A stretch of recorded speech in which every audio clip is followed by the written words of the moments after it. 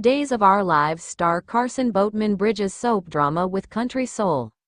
As Johnny DiMera, he deals in deception and family feuds.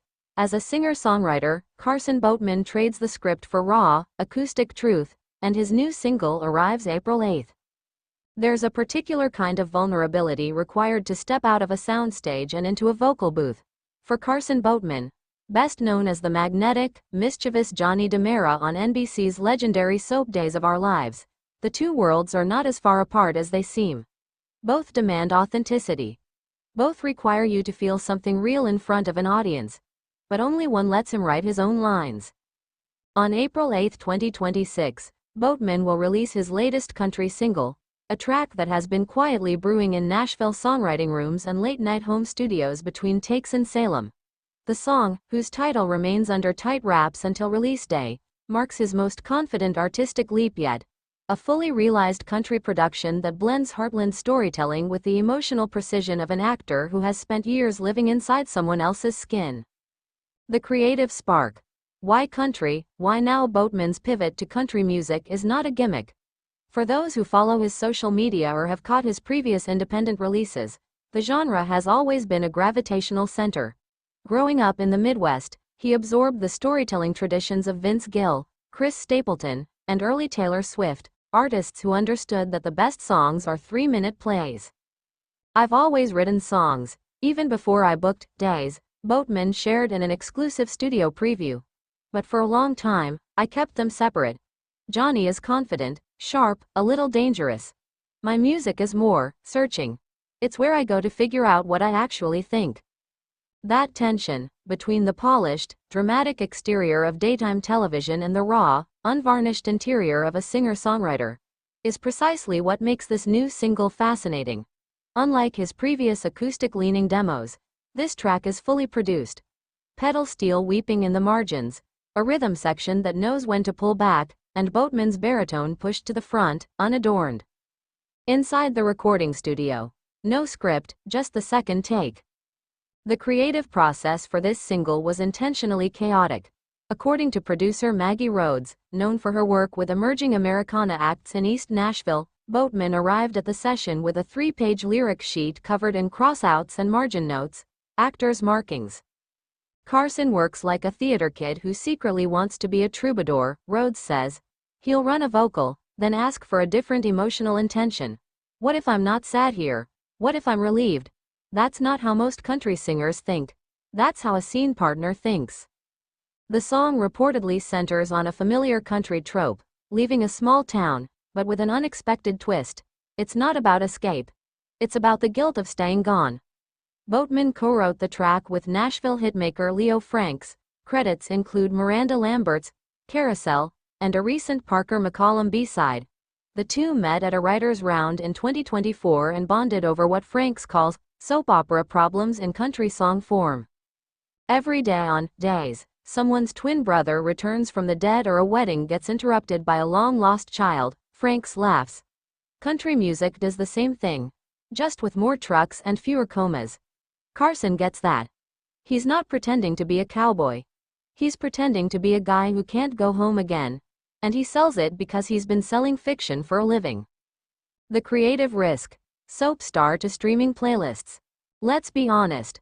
The path from daytime television to country radio is littered with well-intentioned detours. For every success, Ricky Paul Golden, anyone, there are a dozen forgotten eps. But Boatman is approaching this with an unusual strategy.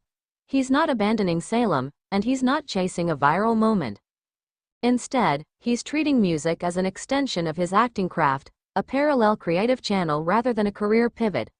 On days when Johnny DiMera is scheming or pining or exposing a family secret, Boatman writes hooks in his trailer. He's been known to send voice memos to Rhodes between scenes, humming melodies over parking lot asphalt. Acting is interpretation, Boatman explains. You take someone else's words and make them true for you. Songwriting is invention. You have to build the truth from nothing. That's terrifying. That's also the most creative thing I've ever done.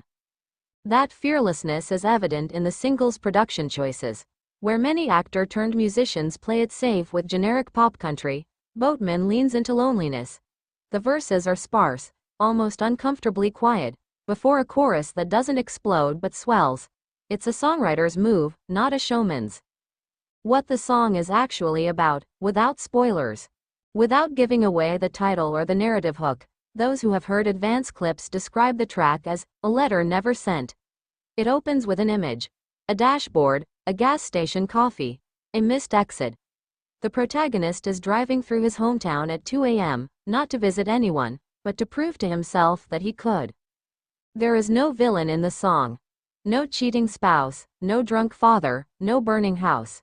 Just the quiet ache of choosing a life that no longer includes the people who raised you. It's a remarkably subtle choice for a debut country single, and a deeply creative one.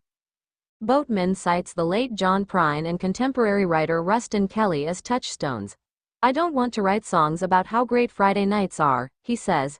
"I want to write songs about the Sunday morning after, when you're not sure if you had fun or if you're just tired." The April 8th release.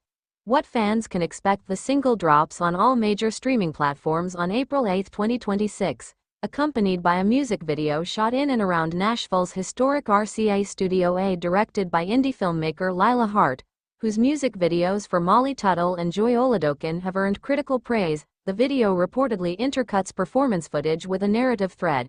Boatman playing a version of himself, walking through an empty house, opening drawers, finding nothing.